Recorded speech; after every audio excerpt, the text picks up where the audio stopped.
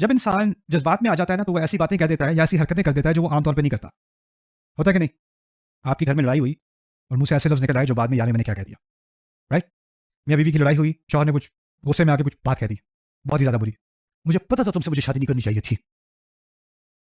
और उसके बाद एकदम से पहले तो दोनों का वॉल्यूम बढ़ रहा था, जैसे ही उस शौहर ने ये बात कही, तो बीवी के साथ क्या हुआ? क्या?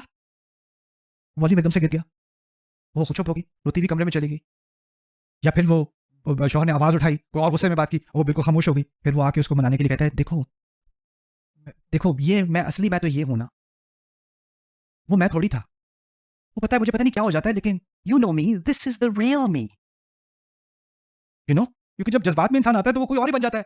तो वो कहता है कि देखो मैं उस वक़्त जो है मैं किसी और स्टेट में था। मेरा कल्ब नहीं था वो मेरा क्या था?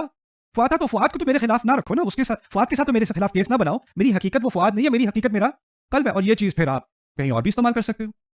कोई बीवी किसी शौहर से उल्टी-सीधी बातें कह सकती है और फिर बाद में कि आपको तो पता है मैं ऐसी हो जाती हूँ कभी-कभी, लेकिन मैं दिल से अच्छी हूँ।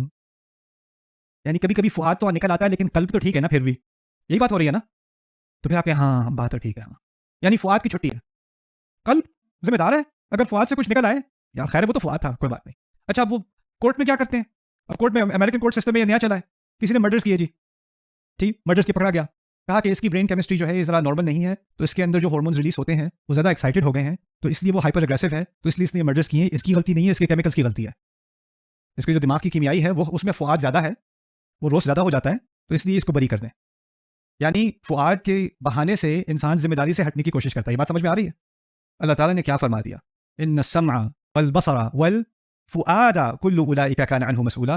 तुम्हारे सुनने के बारे में पूछा जाएगा, तुम्हारे देखने के बारे में पूछा जाएगा, और वो जज्बात से जला हुआ जो तुम्हारा दिल होता है ना, जलने वाला दिल, जब जज्बात से भरा होता है और तुम वो जो उल्टी-सीधी हरकतें उन जज्बात में करते हो, उसके बारे में भी पूछा जाएगा। वो भी बहाना नहीं होगा तुम्हारे लिए। इन्न सम्अ वल बसरा वल फुआदा। सुभान अल्लाह।